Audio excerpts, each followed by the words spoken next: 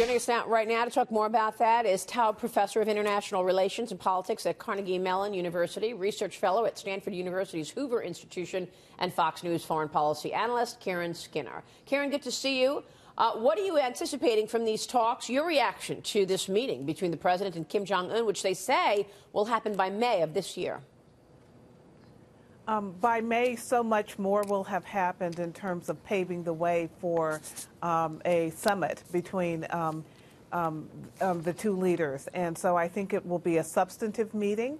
As you know, there's a meeting in place that's being planned actually before the U.S.-North Korea meeting between the South Korean and North Korean leader.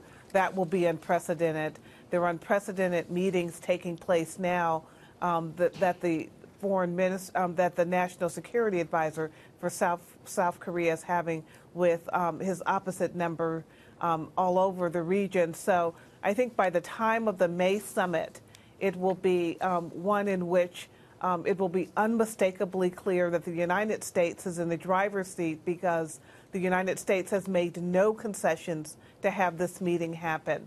And just as Secretary Mnuchin and Kevin McCarthy stated in those clips earlier, it's been a maximum pressure strategy with sanctions that have been unrelenting, and they're working. Kiron, good morning. It's Mitch Rochelle. The thing that I worry about is that North Korea is going to use this somehow as a stalling technique.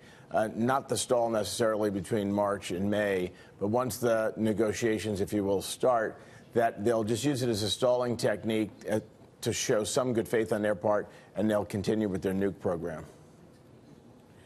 We have to worry about that all the time, and I don't see how they can use this particular opportunity as a way to stall, because we're not letting our pressure go away. And in fact, the sanctions and our military presence, our close alliance with the South Koreans and the Japanese, and those in Southeast Asia that are also worried, I think that puts an enormous amount of pressure on the military and nuclear program of North Korea.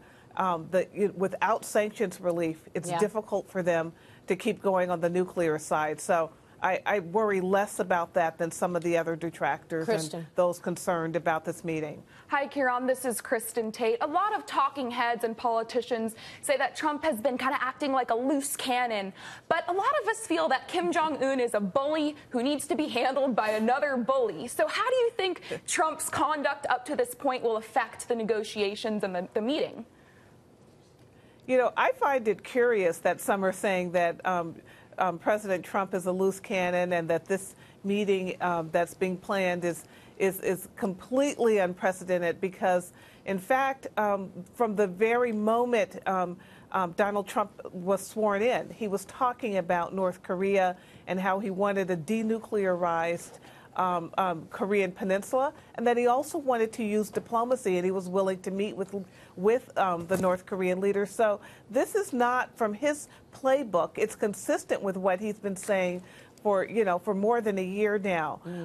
And so I just think that he's on target for what he wants to do. But also go back for a moment and think about the Reagan-Gorbachev era and their symmetry.